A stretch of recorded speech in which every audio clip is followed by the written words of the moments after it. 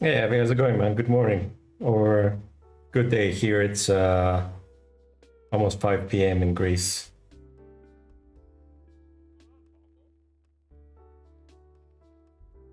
Let me know how my audio is, because I'm still figuring stuff out. So it's a book I've been working on for some time called Infinite World, Finite Mind, a collection of intellectual pursuits. And I mean, it's taking forever because yeah, book writing is hard and I haven't felt inspired in the last few years. I've been through a lot.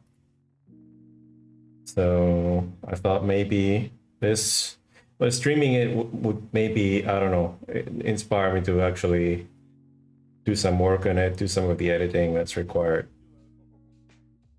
Hey King, how's it going, man? So today we're working on my book a little bit.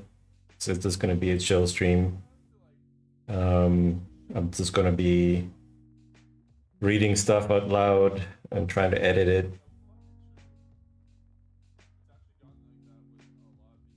So yeah, this is a book that's focused a little bit on human evolution, like how our brain and behavior has evolved over thousands of years, and how this influences the way that we are, more or less. Like this is the overarching theme,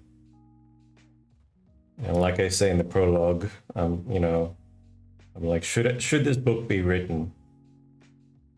If most authors answered no, we would have little to look at and read. So despite the information replication out there, I answered yes, and here we are. A book that started with questions and discussions. Maybe my transition here is not that great. Let's see. A book that started with questions and, a comma here probably, and discussions is the only thing that motivates me deeply to try and find adequate answers to produce more refined questions. That and the natural curiosity that the world's more or less standardized educational system did not manage to kill off completely. So that's a little jab at the old education system. That's, I mean, in most other countries, the education system is from bad to horrible, except for the odd. I mean, some teachers make a huge difference. Like, and this is something that's been studied. And saying says, well, most education systems want workers. Yes. I mean, even if you look at it historically, the modern education system was kind of built to supplant, going through the industrial revolution, right? So it was designed from the beginning to supplant the factories with workers. And so, as such, what's most important in this whole concept is to have people that are good enough, they're good enough at knowing how to do their job, or learning enough to be good enough at doing their job. But not much else is needed by them. So, right. So you don't need any big thinkers out there. You don't need people they know too much, because in a way, knowledge is power. So whenever you guys give me a break, I'll continue on the editing. Although I think I need to like work out this block here. This is not. Let me read this again. A book that started with questions and discussions. Maybe I should just break that into a sentence.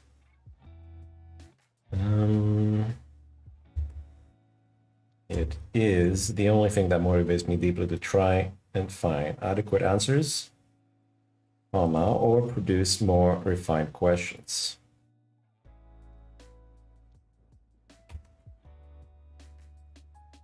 The natural curiosity that the world's more or less standardized educational system did not manage to kill off completely. I'm not a great talker. I'm more introverted. So when I start to stream, and I have to actually express myself. Like my language production system in my brain is like, oh shit, it's like, what's happening? We need to actually be working now, because all these usually are internal dialogues that happen in my brain, right? So I don't actually have to verbalize at all. So it's going to take me a little while to, like, get my linguistic muscles working. And I mean, I can explain the whole thing, how it works, as far as neuroscience is considered. There's a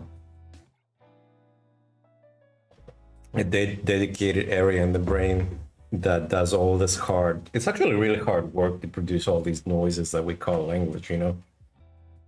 Like, you have to have such fine control over your throat, your vocal cords in here. Like this, it's like the vocal cords are like basically an instrument. So you have like these strings that are vibrating, and you also have to think about, I have to exhale, so wind has to go through this instrument, your voice box, in order to vibrate and create all the sound. And then you also have to think that, okay, well, the funny thing is that by our design we have two pipes going into one. So we have the pipe that's going into the lungs and the pipe that's going into our digestive system, right?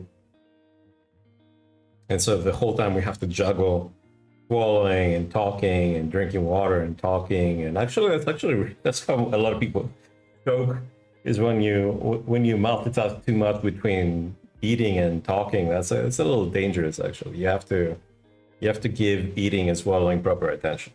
Anyway, where am I going with this? I'm going to the fact that, how complex the production of language is. I mean, think about it. In a day where you don't get good amount of sleep, you can feel your ability to speak is not what it used to be, and then you're like, oh, this stuff is hard. And so when you're really tired, you can't talk. So this is how I am starting the stream. I'm like, oh my goodness, I don't have to verbalize. I'm usually just typing in a chat somewhere, and I can type really fast. So it's a whole different story. And then so we started from the base of your throat, your vocal cords, and then, the sound travels up through the roof of your mouth. And then you have like the whole mouth and teeth and all that stuff. And you have to like control the positioning of your tongue to create the right syllables, to create the right phonemes. So the phonemes are all the individual sounds that go into a particular word, right? And you have to modulate all that stuff. And that's only the base layer, is that, am I producing these words in a way that is understandable by someone else who speaks the same language, right? So am I slurring my speech too much? Am I not slurring my speech? Am I, how am I managing this whole kind of like mouth system, which is like a natural speaker? It's a lot to consider. It's a lot of work for the brain. Actually, there's so much conducting going on, so many muscles that you're bringing forth, so many muscles that you're actually managing to be able to talk.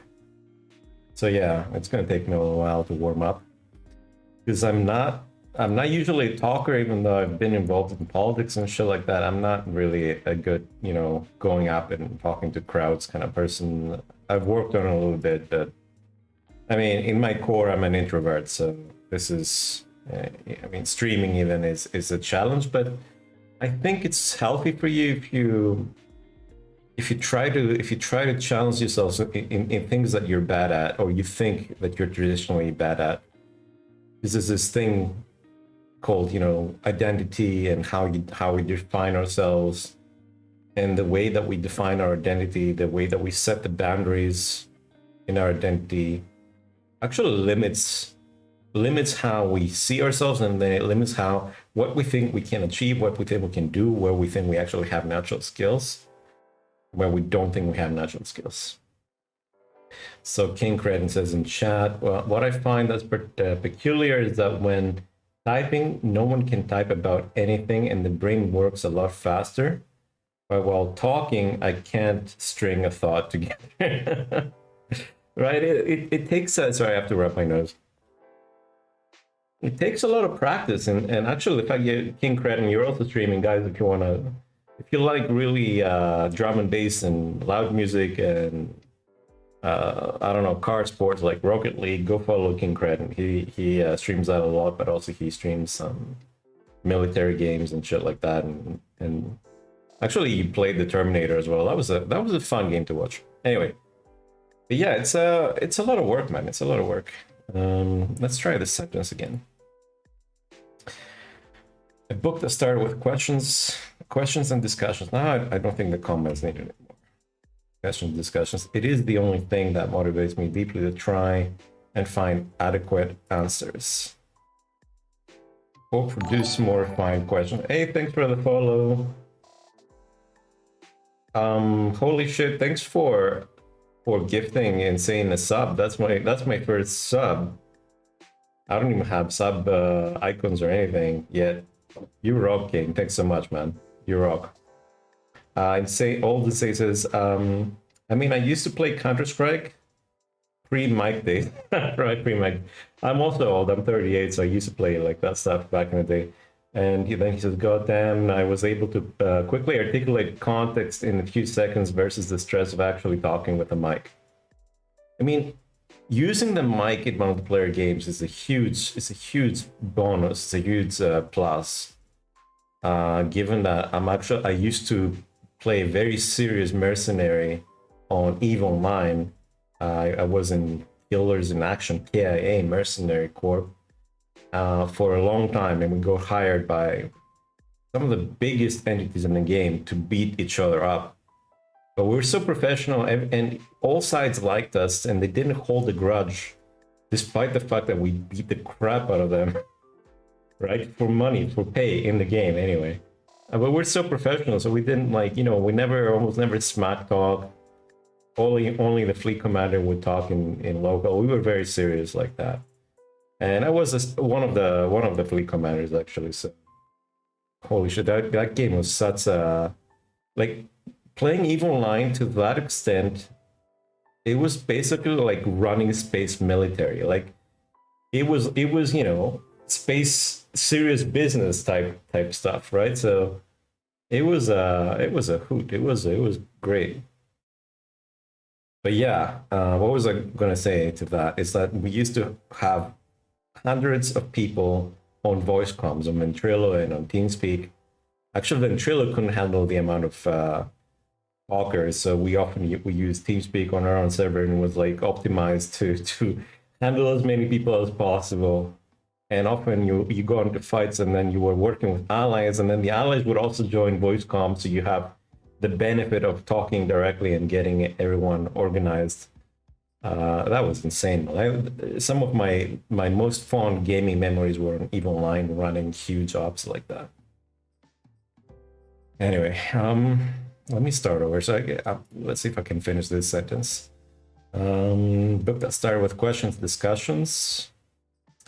It is the only thing that motivates me deeply to try and find adequate answers or produce more refined questions. Because, as a star there, all we have is questions. That's one way of thinking about that. But smart questions contain a lot of information in them, right? So if you're very smart at how you ask questions, it makes all the difference on how you're thinking about the world. If you actually manage to refine your questions, you're learning, right? So, and moving from ignorance where you are so afraid of what the world is, and you just make all these bold statements because really what you're saying is, I'm afraid, I don't know what's happening, to actually moving to healthy doubt where you're creating these complex questions. That's to me, also from a point of view as a psychologist and also a part-time philosopher, a philosopher on Twitch kind of deal, but not a serious philosopher by any means. It gives me the proof that you're learning, that you're actually, your viewpoint on the world is improving, and you're actually, progressing in your journey. So Next sentence, the natural curiosity that the words more or less standardized more or less standardized education system did not manage to kill off completely. Okay, I think that's good enough for now. If you guys disagree, let me know. And also, if you guys are down, if you want to play along with this, I can give you a link where you can comment directly on the text. But for now, we'll do it this way for now. Okay, so next sentence, let's move on to the next idea here. I seem to be one of the exceptions. Most have lost all interest in anything that does not directly benefit them superficially, stuck in everyday life and its demands. And this is the story of the average person out there. And this is the reality a lot of us live in. And this is almost like a magnet, like society and so many different countries, the way things work, it's like a magnet that brings you into this state of being. It's like they want you to be stuck in everyday life and having to survive, where you don't have any time to actually have a quality thought to yourself. So you are kind of like robbed of your ability to have free thought. And I find that very sad myself. So next sentence, those of immediate needs, Maslow's hierarchy of needs, and ways to go about attending them, but somehow getting stuck in the base of that pyramid and not bothering to look up. Oh, that's a nice expression. I forgot I wrote that. All right, so next paragraph. This book is for everyone. That is at least the intention. I do not want to exclude any fellow human or sentient beings based on presumptions about intelligence or target audiences. I think I need to break this up.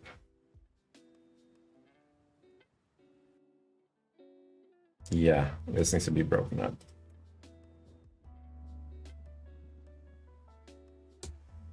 Target audiences, period. From what I learned in schools and universities, out the window, but not completely. Okay, this needs some editing here. Let's see, what was I trying to express? It's been so long since I've tried to edit this book in the making. So from what I learned in schools and universities, okay, maybe it made sense before I made the edit. I do not want to exclude any fellow human or sentient beings based on presumptions about intelligence or target audiences. All right, let's just kill the from. Namely, or let's say Emily. What I learned in schools and universities going. Yeah, let's change the structure here. Going out the window, but not completely. All right. Try this again. So namely, what I learned in schools and universities going out the window, but not completely. Okay, maybe it makes more sense now. It was written backwards, starting from questions and condensed responses, and then filling more premises, as many as required, to fill in anyone that has not spent as much time thinking about the questions addressed. Okay, this music too loud now. Maybe I can just turn it down just a touch. Oh, I turn it up. Oh, I turn it off. Okay, maybe this is okay. How's the music compared to the microphone, guys? Are you comfortable with this, or should I tweak it a little bit more? Oh, it's good for you, Insane. Thank you for the feedback. Appreciate it. By the way, Insane, feel free to tell me about what you want to discuss on LinkedIn, unless it's something that you don't want to discuss openly. But I'm very good with, being forthcoming and being honest. I try to be as honest as possible without freaking people out. Okay, so it was written backwards, starting from questions and condensed responses, and then filling in. Let's say, okay, yeah, filling in more premises, as many as required. Yeah, I should probably add a comma there.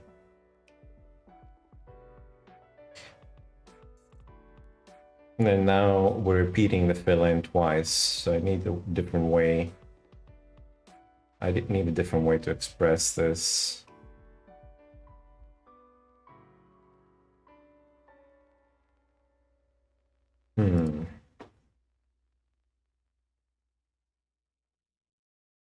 To catch up, let's try that expression. Catch up anyone that has not spent as much time thinking about the questions addressed. All right, not bad. Undoubtedly, some out there will have spent more time and more resources on them. They are welcome as well. And if time allows, also welcome to examine the premises and branches of thought that lead to the particular answers you're about to read. Note, a premise is something that supports a position. Picture it like a house with walls. Each wall is a premise, and the roof is the point or position to be proven. I think that's a bit more clear. So I try to break down some concepts from philosophy, but in a simple and approachable way. And I want to keep the book kind of like very direct, a little bit like conversational between the author and the reader. So it's kind of like, funny that I decided to finally, experiment with streaming it and actually doing book editing and writing live. Because the style that I've chosen for the book is actually kind of very similar to this. And I started writing this book like many years ago. I wasn't even thinking about streaming back then. So it's kind of funny. Anyway, next paragraph. An additional motivation for writing is the fact that although intellectual conversations in person are really great, we rarely have the opportunity to go into great detail or to communicate our ideas so well that the other person can benefit from the insight. Due to the ambiguity of language and lack of adequate context, the co-speaker is left to his very own interpretation of what that ambiguity allows for. Thus, I thought, perhaps putting them into words and filling in more context and premises would be of more help for me and my conversation partners out there. I think this is well written. I think I'm just going to leave this mostly as is. I mean, I could remove that very from the very on, but I like the very as a stressing the point a little bit more. Oh, I just realized I'm working on the book, but I forgot to move the one I'm streaming. So yeah, so sorry about that. I'll remember to move it down as I'm working on it. So you can also like reread it on your own if and when you want to, or if you want to help with the edit, or if you just want to, whatever. So next paragraph. It is unlikely I will achieve originality, simply because who I am is a product of who we've become. I need to add something here. Who we become as human beings. A sum and extrapolation of the human cultures before us. I think that's much nicer. Yeah. That said, however, it is not impossible to break through the originality barrier here and there.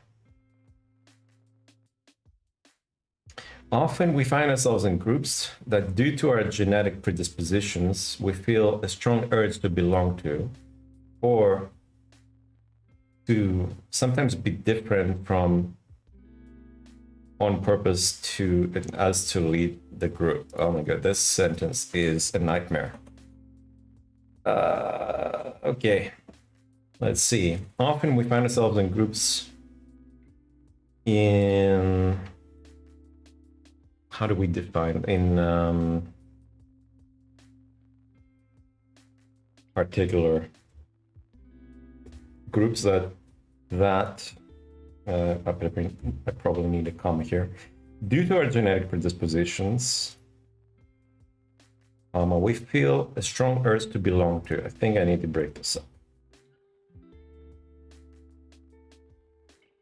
or to sometimes be different from, comma, on purpose, as to lead the group, or too many ors, lead the group by being more unique. Unique. All right, let me move the stream window down. So we are here. And as you can see, the green thing is where I am currently editing.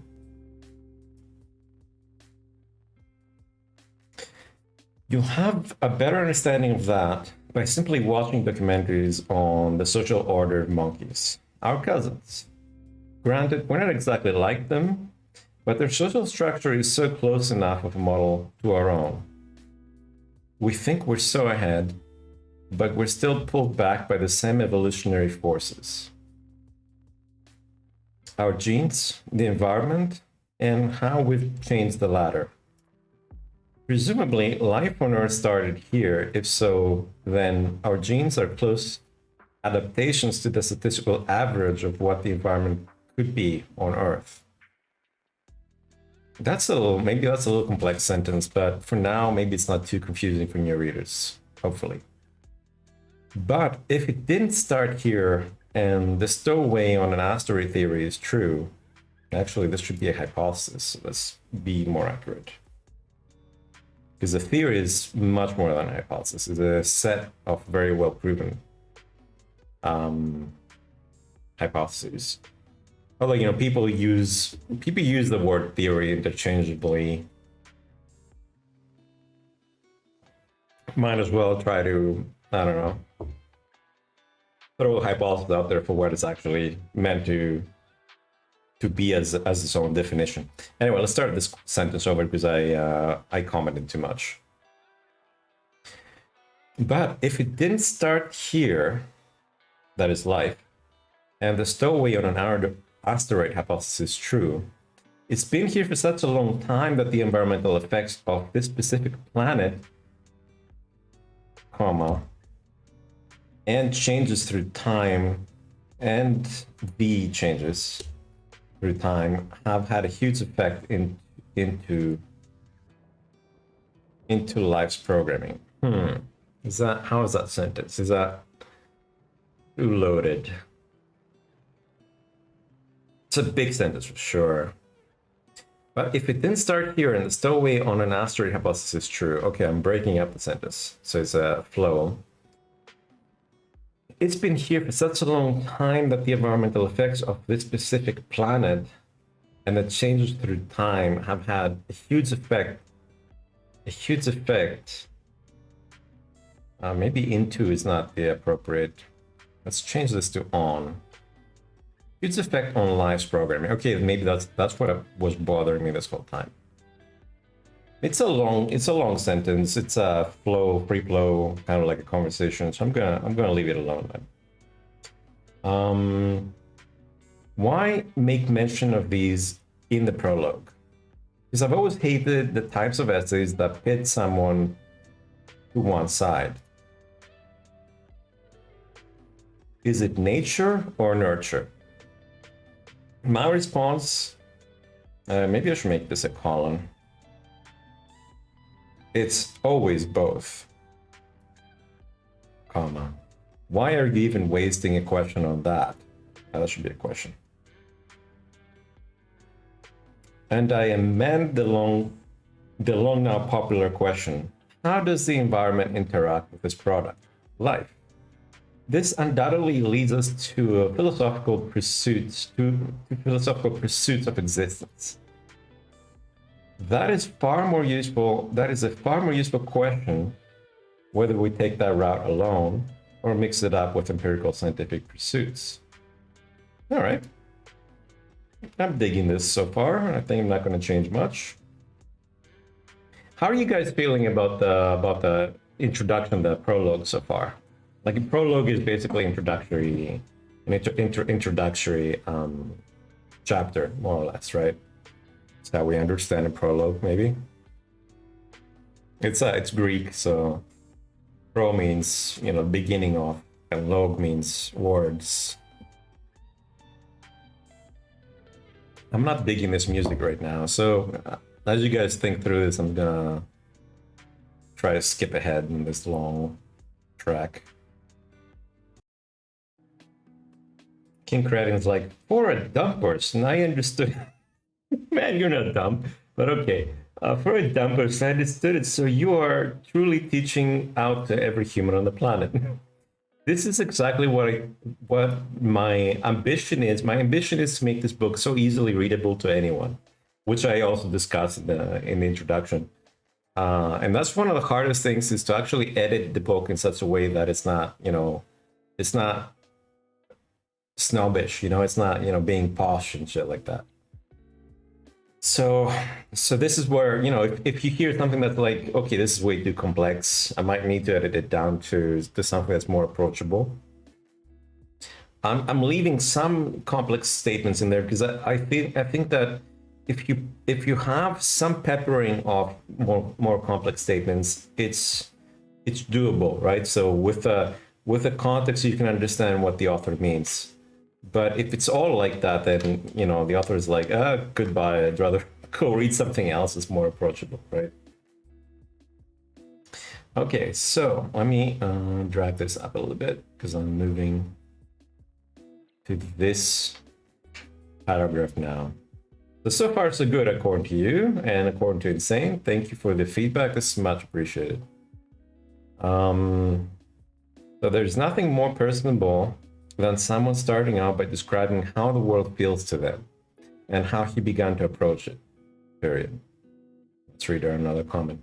Insane says, I believe you don't want to also dumb it too down. It allows people to try and understand what you're trying to say, and then keep it as is. Yeah, I mean, I'm dancing between those two. I'm dancing between making it as readable and approachable as possible, but also to have some statements that are a little bit more complex so you can figure out. And I guess so that's challenging enough, but not so challenging that you're like, oh, I'm putting this down and moving on to a different book. So yeah, I'm glad to hear that so far I've seemed to be achieving that. Okay, so now I'm talking about how we experience the world by feeling it. So next sentence, we are all familiar with that, at least the ones that haven't lost their memory of earlier events, as a description of someone looking out their window, sitting, thinking, what must be out there, outside the limits of the box of what his kind has already constructed. We keep him safe to help him thrive, but also thwarting his exploration. So this is kind of like thinking about how our housing, or like an apartment, it gives you some of the basic things that you need for safety, for the homeliness, comfort. But at the same time, this is what kind of stops you from exploring a little bit, right? So you need to think about that a little bit, and you need to manage your, this is something I also struggle with. I'm very much a house cat, like an introverted house cat that loves technology. I guess that would be my spirit animal. Cat will also agree. Another fellow streamer out there. How do I feel about this sentence though? We're familiar with that. At least the ones that haven't lost their memory of earlier events. It's kind of a side joke. A description of... Maybe I need to remove the comma there. Description of someone looking out their window. Sitting. Thinking what must be out there. Okay, I like it. I like this so far. Outside the limits of the box of what his kind has already constructed. Keep him safe. To help him thrive, but also thwarting his exploration. A little bit, I'll add. There is a false dichotomy that exists here, an unnecessary division into two cases. Those who exist with soulless structures that help them ground things and build, and those that live in the plains without shelter, but with a great view of that which they don't understand yet, and often misinterpret. This is a really nice sentence, actually. Like, I like this idea. Incredible says, "Yep, for real." Okay. Well, let me reread this. I'm lowering the sentence. I was inspired that day whenever I wrote that. Maybe. Okay, let's start from the beginning. There is a false dichotomy that exists here, an unnecessary division into two cases. Those who exist with solid structures that help them ground things and build, and those that live in the plains. Maybe I need a comma here. Without shelter, but with a great view of that which they don't understand yet. Should I break this up though? They don't understand yet. Maybe I'll make this a dash. And often misinterpret. Let's try this again. There is a false dichotomy that exists here, an unnecessary division into two cases. Those who exist with solid structures that help them ground things and build upward, and those that live in the plains without shelter, but with a great view of that which they don't understand yet, and often misinterpret. Okay, it's a difficult sentence, but I'm liking it. Maybe readers are not gonna have, panic over that, hopefully. Give me a second. Let me check something on the stream. I'll be back with you in a second here.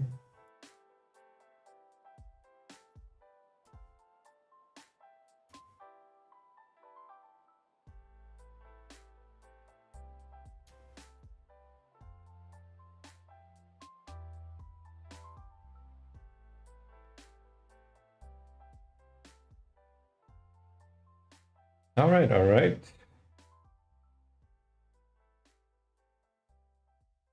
Which is the more wise road to follow? I'm reaching a conclusion really quickly here. Neither, but neither at the same time. I'll set forth to prove that to you, or otherwise provide enough premises and explanations, context, so that you may arrive at the same or similar point. All right, fair enough. A few guidelines for the reader. Let me move that forward a little bit.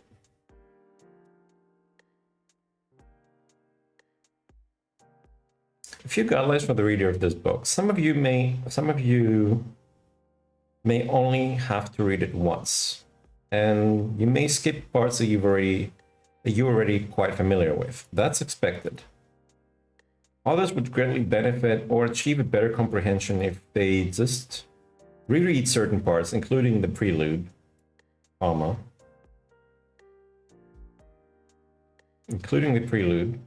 after reading. Okay, maybe this should be two different sentences.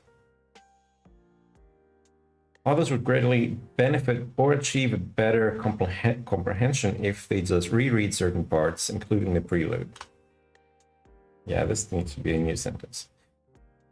After reading the more in-depth chapters that are directly related to them. Yeah, I'm doing a dog thing now. What do I mean here? Fam? Others would greatly benefit or achieve a better comprehension if they just reread certain parts, including the prelude. After which... No, this, I don't know, I need to change something here.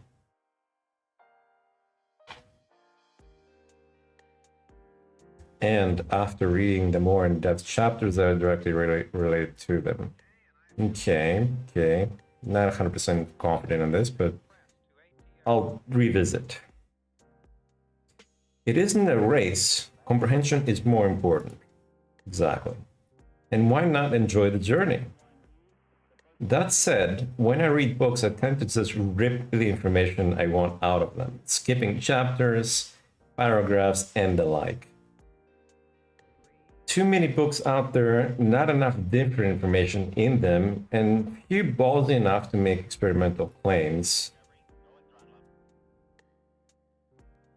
This is a fragment here that I need to fill this in somehow. Let's try this again.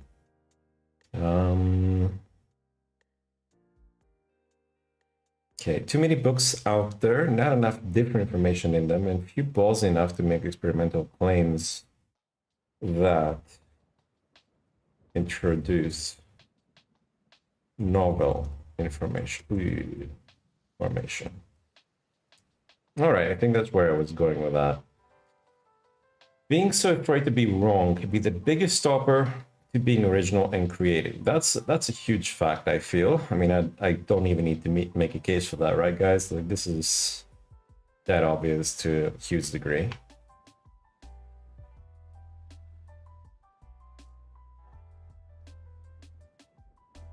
Then again, being genuine and original and writing BS is a thin line. After a long debate with, yes, myself, I've decided against formal citations and references to the text. Instead, I included an appendix with lessons on finding information and conducting research with digital tools, inspired by certain online communities of seekers. That's a community I used to belong to. Although I mostly read scientific articles, I find myself annoyed at the endless citations everywhere, getting in the way of flow. But also read chapter collecting knowledge on a strong argument. So this is a note basically to myself.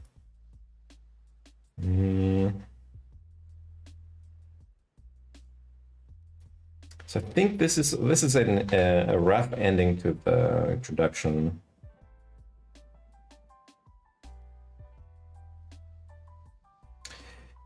Okay, but also read chapter on collecting knowledge. Okay, so there's a chapter where let me put this into some sort of braces.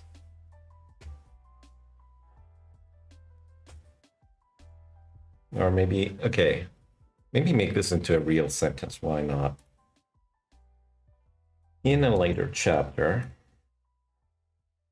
I will be trying my best to make an argument on how human knowledge is to a large degree something of a collective. This may not make much sense yet, but it's at least something to look forward to. How do you guys feel about this this little tease to, oh, why am I doubling? Sometimes when you're tired, it's kind of funny how your brain doubles a statement or a word. Wise. How do you guys feel about this this tease and end to the first chapter? Let me know.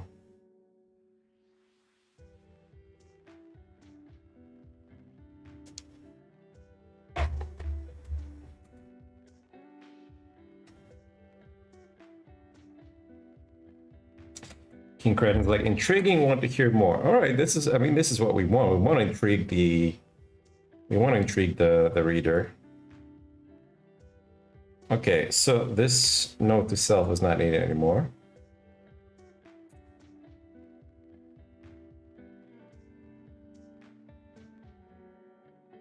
Okay, so this is what would I want to call this chapter? So it's not exactly chapter 1.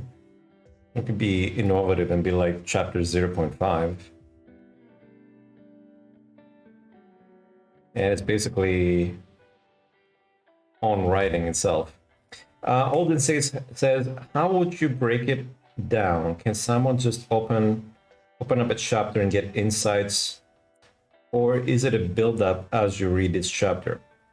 A bit of both. Like right now, I'm trying to smooth out the introductory chapters, but the whole idea is to have clear topics on different chapters. So let's say I have a chapter on perfectionism. So if you just want to read the chapter on perfectionism, you can just go straight in and just read the chapter on perfectionism, and then whatever else you fancy. So this is what I expect any reader that has read a lot more will be doing, or any reader that resembles how I read books. I don't read books linearly. I read books to supplement my own thinking. So I will go through and look at a table of contents, look at the available chapters, and see, okay, well, I want to read this chapter, then I want to go back and read that other chapter. So I don't necessarily go linear. I've read a lot of books. So once you've hit a certain number of books, it's hard to actually find original content. That's the one issue. The other issue is that, you're looking for what's different in a book. You're looking for the novel information. So, reading like the way I do now, I don't go linear. Like I'll do precise. What precise is, like I'll scan sideways like pages and look for different information. Like I'm good at recognizing what I already know, what is already familiar. So I'm on a hunt for new information. So similarly, to answer your question, Alden, saying that's also how I'm writing the book. So it's going to have clear chapters, and you can jump around. This is encouraged for more well-read people out there. Not that talking down on people that haven't read as many books. That's not an issue. I mean, most people, like we said in the introduction, are trapped in a day-to-day life where they can barely have thoughts to themselves. They can barely reflect on their life, which is sad in my opinion. But this is what most of the world is right now, right? So we have to deal with that. Read chapter 0.5. It's gonna be funny. Meta writing. That's a little confusing, but maybe it makes you want to read it to find out what the hell this chapter title is. Let me know how you feel about this. Some considerations about book writing. In particular, that may or may not be necessary to read. You may skip this, in other words. How often do you see that in a book? Right? Like, you feel free to skip this. I'm just going to ramble on about book writing. The ideal book would be one that lets through a precise trail of thought that leads to the author's mind to think in the author's mind, to think the way he did. It would then have to be rewritten for almost every reader, including the for them misinformation. Okay, something is wrong here. No, I don't need that comma in the mind too. Never mind. Okay, let's start over because I got lost in editing mode in my head. So the ideal book would be one that lets through a precise trail of thought. There's something wrong in that sentence. The ideal book would be one that lets through. Huh? The hell did I mean to say here? What did my previous self write? I'm gonna write a complaint to my previous self and time travel back and deliver that complaint. Nerd humor, right? The ideal book would be one that lets through. Oh, it's a phrasing. Okay, yeah. I don't. I didn't recognize the style of writing. The ideal. Okay, this is harder to understand. Maybe I should edit it. Maybe it's good enough. The ideal book would be one that lets through a precise trail of thought that leads the reader to the author's mind. Oops, yeah, this is okay. This makes much more sense. The ideal book would be one that lets through a precise trail of thought that leads the reader to the author's mind. Think in the way he did. All right, all right, all right. Okay, we've salvaged this somehow. Oh, I didn't move this down, did I? Yeah, sorry guys, I forgot to move this down. Now it makes much more sense. Where are we? So it would then have to be rewritten for almost every reader, including V for them, including V for each reader missing information. Is that it would then have to be rewritten for almost every reader, including the missing information. Oh, I actually don't need this.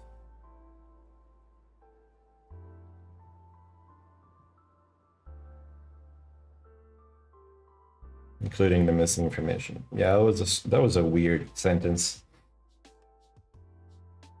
I tried to provide more than necessary information to help a greater number. Wait. I tried to provide more than necessary information to help a greater number of you follow that trail. Yes, our minds are amazingly capable of filling in information using patterns, comma, and in essence, high-level statistical analysis that happens all the time.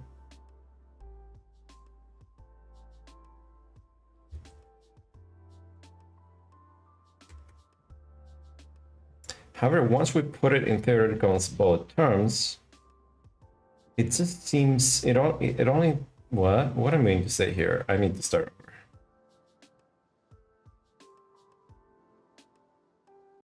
Okay, I also need to skip to a different part of this track. Unaspiring.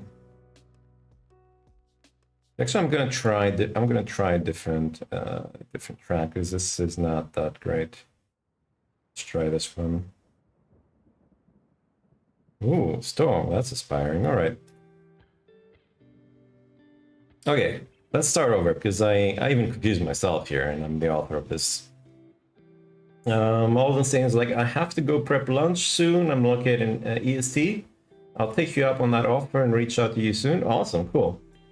Feel free to send me your Google Docs links and I'll take a look and add comments. All right, well, I appreciate that, man. Thanks for stopping by. Have an awesome day over there and keep making cool projects. Yeah, I have some potential projects to discuss with you. A couple that are game related, actually, like doing classic games but in a novel way. That's one approach that I have. So I'd definitely love to discuss that with you because it's another abandoned project that will be helped back to life. Okay, let's start over. So yes, our minds are amazingly capable of filling in information using patterns. And in essence, high-level statistical analysis. And in essence, okay, this is strange to throw out to non-psychology readers. Minds are amazingly capable of filling information using patterns. High-level statistical analysis tools that are used by our brain all the time. Okay, this is much simpler now. Actually, it makes it much more of what I'm trying to say here. So maybe that's saving it. Okay, this sentence though, that's going to be tough. All right, so however, once we put it in theoretical and symbolic terms, it just only seems scary. Okay. The more we ask our brains to complete, however, the higher the chance for ambiguity and getting off the trail.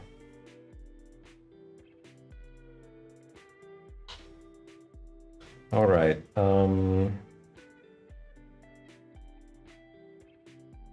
I need another connecting word here, I think.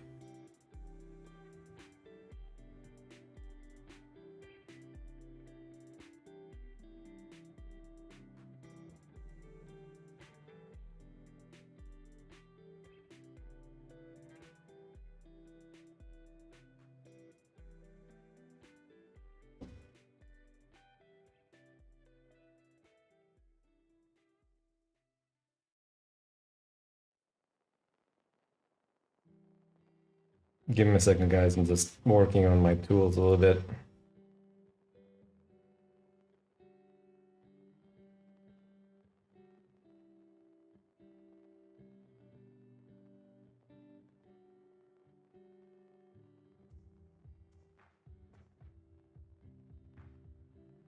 Okay.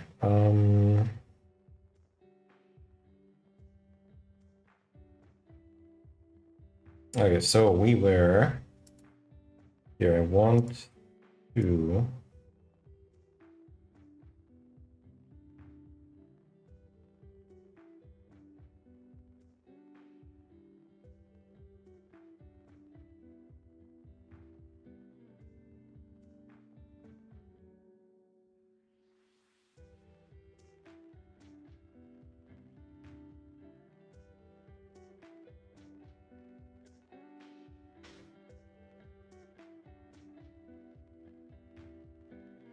what's the best way to continue that?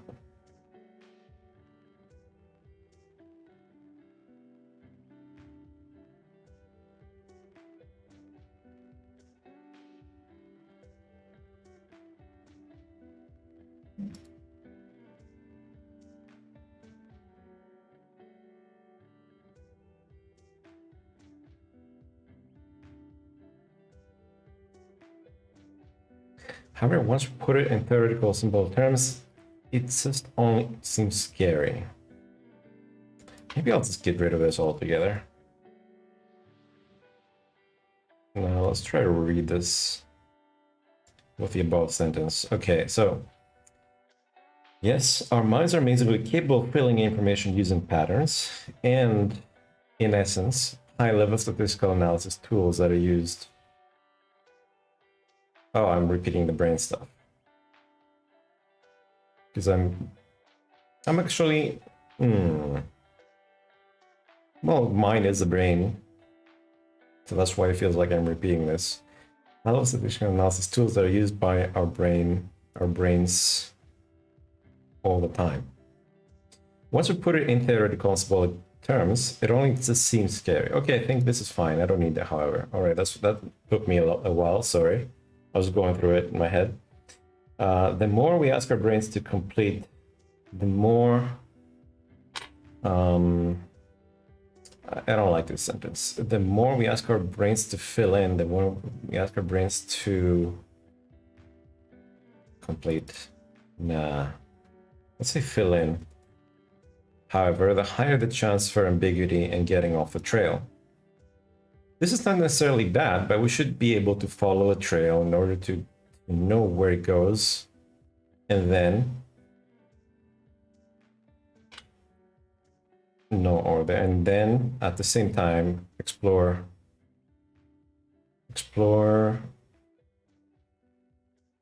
another trail. Explore another thought trail. Okay, let's try this again. This is not necessarily bad, but we should be able to follow a trail in order to know where it goes, and then at the same time explore another thought trail. Okay, well, this is a repetition, but this makes it clear that this is a thought trail. I'm gonna leave it in for now. Okay, all right, so some follow the trend that everything should be simple. That is, if you can't put an idea in simple words, it's not worth it. Like this basically Occam's razor, if you're familiar with that. It's ugly, it's bulky, and it's got way too many children.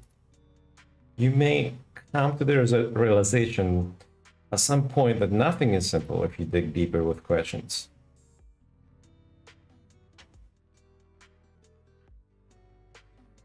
If you dig deeper with questions, you come up with more detail, more explanations, and a much richer understanding, or at least the effort to, I think I need a B here, the effort to,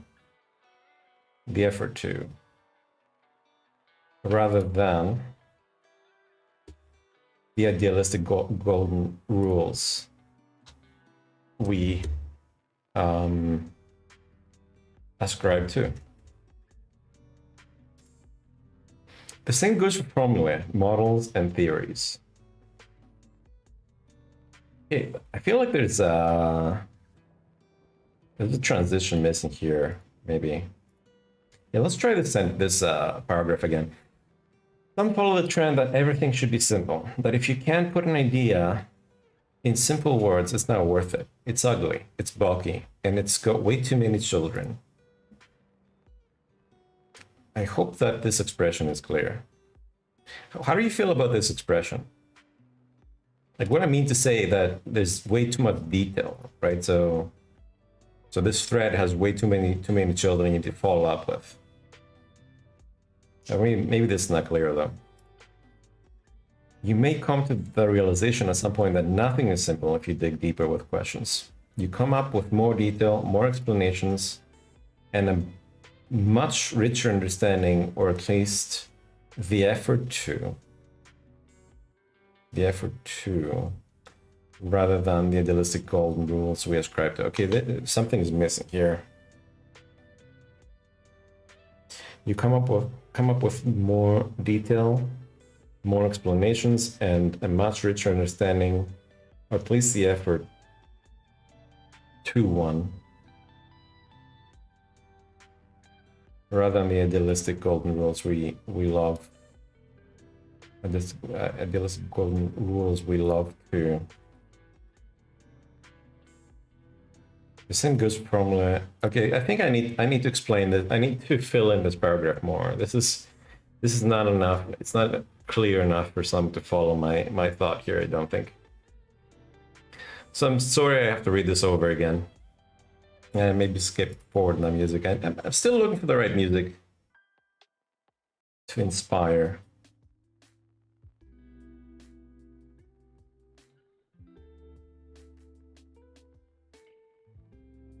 Okay, that's much better. All right. Some follow the trend that everything should be simple. That if you can't put an idea in simple words, what I say in simple terms is much. I like terms. Then it is not worth. It is not worth it. It's ugly. It's bulky, and it's got way too many children. You may come to the realization at some point that nothing is simple. Probably break this up. If you dig deeper with questions, or maybe I shouldn't break this up. Maybe we need a comma here. If you dig deeper with questions. No, we don't need a comma here. You come up, if you dig deeper with questions, you come up with more detail, more explanations, and a much richer understanding of the world, or at least the effort to one, rather than the idealistic golden rules we love to ascribe to. The same goes for formulae, models, and theories. That is, now you get some live new content here. For all of the above, we tend to favor the simpler explanations, the simpler formulae, such as E equals mc square, and the like. Maybe this is a bit clear. Or should I do an ellipsis here? I should just do a period. Another example, theories. Yeah, maybe I can fill in more here. Okay, let's write a note to myself. Fill in more examples of models and also theories. So it's a future edit. All right. Okay, let's move this further down so you can follow along.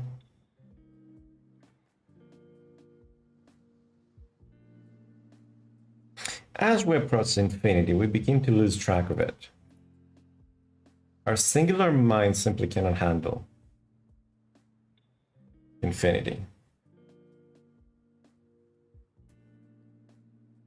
When the full plane cannot be processed, heuristics are devised. Our brains are full of those. They handle from momentary windows of perceptions and awareness, comma, to narratives of days, or no comma, to narratives of days past and years gone. This process helps us function, despite the complexity and size of the world, but it also blinds us to both the beauty and entirety of the world. We take our heuristic models for granted, and then we even manage to ignore those, leaving us with whatever the spotlight of our attention seems to be shining on at the time. You can't illuminate the universe with a spotlight. What we really need is a big bang's worth of progress in our collective evolution to get closer to managing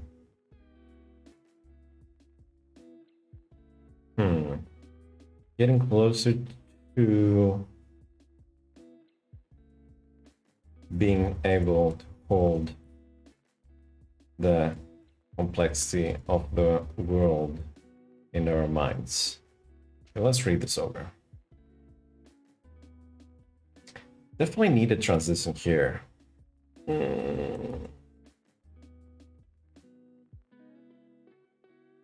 As we approach infinity, we begin to lose track of it. Our singular minds simply cannot handle infinity. When the full plane of it cannot be processed, heuristics are devised. Our brains are full of those. They handle from momentary windows of perceptions and awareness to narratives of days past and years gone. This process helps us function, despite the complex and size of the world.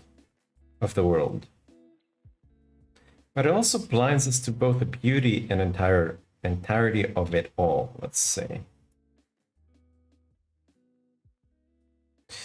We take our heuristic models for granted, and then we even manage to ignore those, leaving us with whatever the spotlight of our attention seems to be shining on at the time. These are some complex insights, but I don't remember if I'm expanding those, but I should be expanding those later on the book, because this is like starting to, as I'm saying, we're starting to basically shine a spotlight on what's happening in our attention, what's happening in our brain, and how that actually, what reflects back from a spotlight is giving us a hint on what the world is. You can't eliminate the universe with a spotlight, exactly. What we really need is a big bang's worth of progress in our collective evolution to get closer to being able to hold the complexity of the world in our minds. All right, this feels good. It is, however, remarkable how much we're able to deduce given our limited views if we invest in systems such as, why do I have this in parentheses? In systems such as science that begin to build ladders into the unknown. Oh, that's a nice expression. Using the heuristic models to escape them, albeit with great difficulty. For example, cosmologists keep getting closer and closer to a model that encompasses infinity, but our own mental shortcuts keep us away from reaching it. We are born, and then we die. Almost everything around us that we can observe follows that linear fashion. How are we to assume otherwise? It is implicit, and it is, let's scroll this down. It's implicit, it's almost invisible to us. In our minds, everything has to inherit that rule. But that is far from necessary, comma, and also far from the truth. Or I should say truth, because nobody knows the truth. It's not something that mortals can experience. I wonder how the brace here is that from a typo. Well, let's read this anyway. In terms of evolution of the human mind, it's generally accepted that the human brain has evolved over time to allow us to process information, make decisions, and interact with the world around us. This process of evolution has likely been influenced by a variety of factors, including the environment, culture, and the needs and challenges faced by our ancestors. As a result, the human mind is a complex and highly adaptable system that is capable of processing a wide range of information and adapting to changed circumstances. Oh, yeah, I love this. This is probably a typo.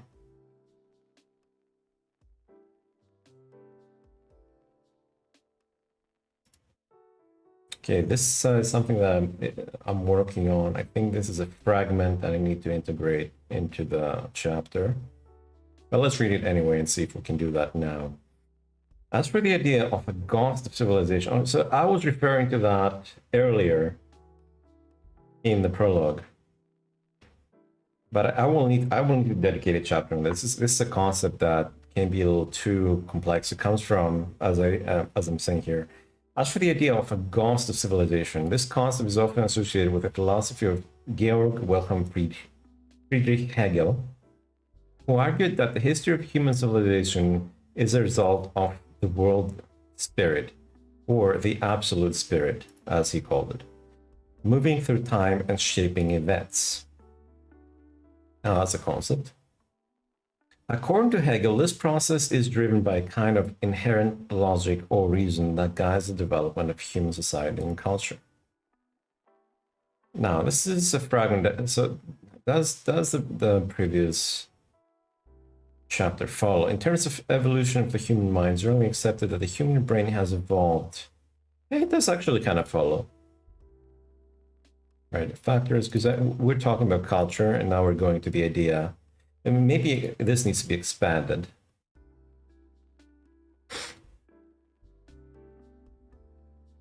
In terms of whether human beings or thinking systems come to similar conclusions based on access to similar information, this is a complex and potentially contentious issue. On the one hand, it is possible that human beings On the one hand, it is possible that human beings and other thinking systems may come to similar conclusions based on access to similar information, as both are capable of processing and interpreting information in similar ways. However, it is also possible that differences in individual experiences, perspectives, and cognitive processes, and I need to break this down, this is jargon, cognitive, should just replace that with just thought processes. That's much simpler. However, it is possible that differences in individual experiences, perspectives, and thought process may lead to different conclusions.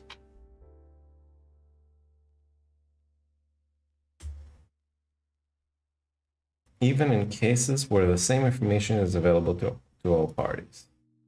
Ultimately, this is a question that is likely to be influenced by a wide range of factors, including specific information being considered and the context in which it is being processed. Okay, I think I moved this into this chapter. That's why I had the braces. So now I have a note here where I want to expand on Immanuel Kant's, there's a very famous German philosopher, the huge body of work. Instant Kant-like paradigm of determinism and the complexity of the universe. So it's determinism versus degrees of freedom, and that may sound like Chinese for now. This is something I will expand on in a different chapter. I shouldn't probably mention too much here. Move to its own chapter. The universe defined as all that exists cannot be anything but infinite, but in the dimension of time. As for space size, it is likely near infinite. So this is something I need to expand. Why do you think? What do you think? I believe that. I'd like to wake you up also to write something in chat. What do you think? What do you think the universe, cannot be anything but infinite in the dimension of time? But as for space, namely size, it is likely near infinite. What do you think that is in your viewpoint, in your perspective? It would likely collapse under its own size should it be too big. But then again, it already does a big crunch that then leads to yet another big bang at infinity, or ad infinitum. I think that's a Latin phrase that's pretty simple. Okay, so this then is a different chapter down here. Oh, okay. Finally, so chapter 1. What is human culture? All right. We're making some editing progress. The human collective is a ghost that spans through time and space. Well, so far, around Earth. I like this joke. Have I caught up the thing? No. Okay, here we are. So right now we are right here. So chapter 1, what is human culture? The human collective is a ghost that spans through time and space, well, so far around Earth. It goes so far back, way beyond history's grasp, and has a forward momentum that ought to keep going, accelerating, and growing. Let's transport ourselves a few 100,000 years ago, living in a tribe of, say, just about 100 people. Let's keep it around. What do I mean here? Huh, Phoebes? What the hell are you saying, Phoebes? Okay, let's start the sentence over. Living in a tribe of, say, just about 100 people. Let's keep it around. Huh? Imagine the environment they must live in, the animals and plants around them. Let's keep that mental image in our minds, is what I mean to say. I was writing this very quickly and probably late at night, so my brain ate half the sentence. Imagine the environment they must live in, the animals and plants around them, the state of the climate, and by extension, the local geography. Now let's think of what level of language development they must have. I need to scroll down. Oh, it's still visible. Okay. And the relationships and societal structure. What are you picturing? Take a moment if you like to visualize it. So in the book, I take the reader through mental exercises and through acts of visualization to actually try to transport ourselves into different parts of evolution. A movie that I really like that did this, actually watched the movie long after I started writing the book, but I really liked, what was that movie with Scarlett Johansson, where she swallows by accident some drugs that make her super smart. Oh, it was Lucy. So in Lucy, see, like at some point when Lucy transports back to a different stage of evolution, and she feels through Lucy, which is actually a primate ancestor of hers. And that moment, that really made my hair stand in that movie. And actually, this is also very personal because I got my mom to watch that movie whilst she was in her last year battling cancer. Pardon me. So I thought that was a great way to help my mom just dissociate from the torture as she was going through this disease and feel like, you know, united kind of it with the journey of humanity. So that was a super moment in the movie, and that's kind of like what I'm trying to get the reader to experience here is like transporting yourself to that state in human evolution, and to think about all the stuff our ancestors have survived through and must have experienced for us to have all this machinery in our heads. Thanks, King. I really appreciate that.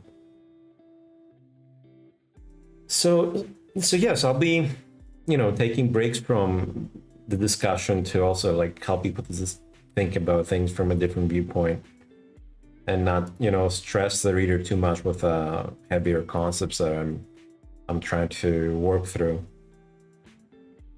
So take a moment if you like to visualize it and then think of a discussion happening between them. Between who? Wait.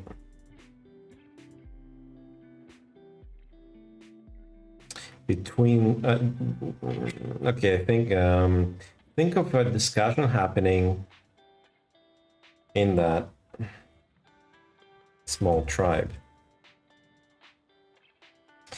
It's a very important discussion that can likely it's a very important discussion that can, comma, maybe, and likely will change the face of history.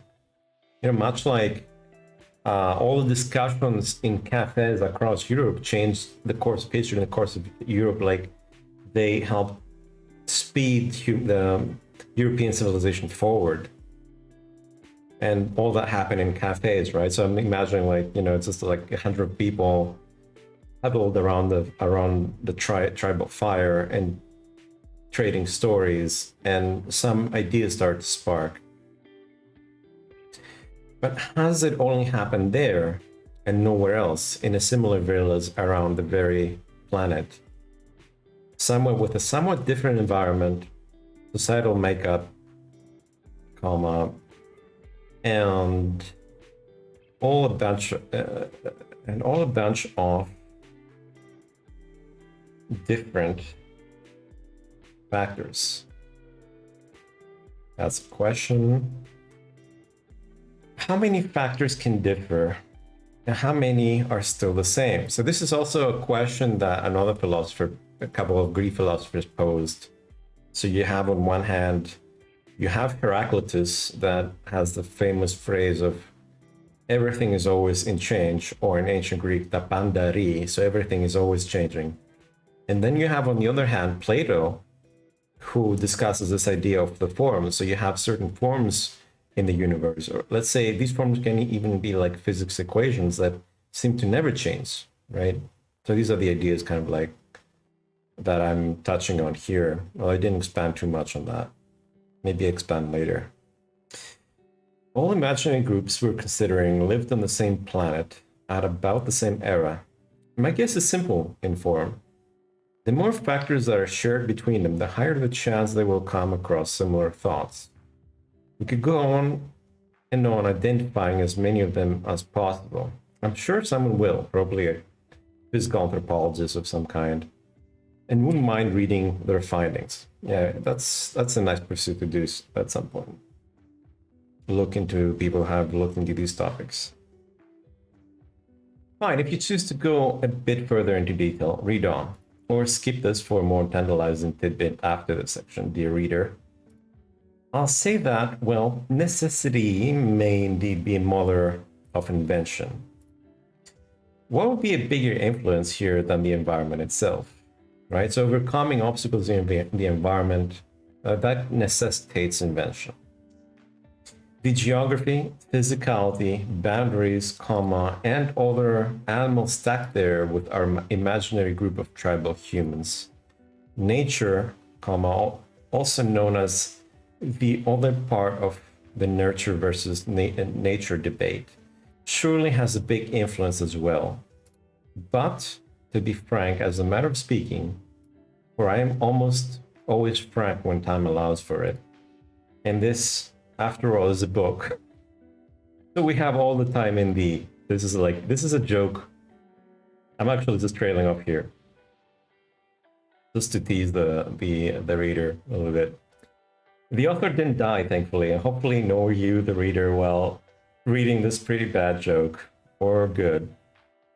Always depending on your perception. So if my joke is bad, it's just your perception, mate. It's not my bad writing skills. My skill is not in question here. I should probably make this in italics.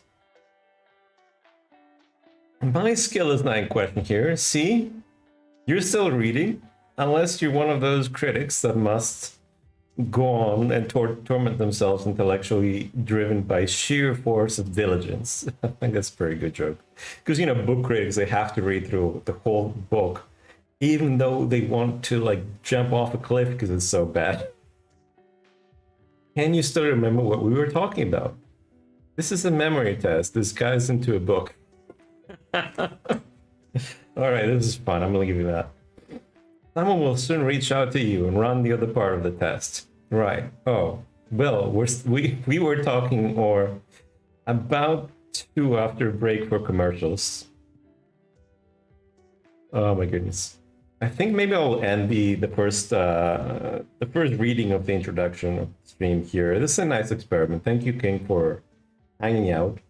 We did an hour and a half of editing. Yeah, how would we mark this? Twitch experiment editing first episode. And right, so this was more than welcome, mate. Was very enjoyable, very cool. I'll post this on YouTube for most of the people that missed it. It's a very cool experiment. For the next episode, I think next time I do this, I will reread again up to this point to improve the transitions. Some transitions need to be worked on. Maybe I'll even work on some of them offline, because sometimes you need that extra bit of focus that I probably can't get. Oh, the YouTube link is on my Twitch. Like, if you scroll down, I have the YouTube link, so you can go on there and look at some of the streams I've done on role-playing and on other topics. So I post all the cool episodes that don't have technical issues and that watchable, post on my YouTube. So thanks again for joining in. I feel overheated. I feel sweaty. It's so hot in Greece. I know you also you hate the heat, and I also hate the heat. I used to live in Canada for 7.5 years, so I'm like actually drenched just reading a book. Like, imagine that. Anyway, thanks for joining in. I'm gonna end this episode here for now, and I'll pick it up soon again once there's enough interest for, you know, book reading, book writing, editing, stuff like that. Need to get more people into it though, because I didn't advertise this. I was just on our common friend stream, and I thought, hey, what the heck, you know, my gaming computer is in the shop. I'm replacing the fans while they're still in warranty. So, you know, so I thought I'm not going to do any gaming, so why not do this book experiment? Anyway, I'm going to end this now. Thanks again for joining in. That was a pleasure having you and your feedback. And thanks so much for actually gifting the first sub ever on my channel. Thanks for that honor. Take care, and hopefully you'll be streaming soon, so I'll drop by and we can chill out. Bye.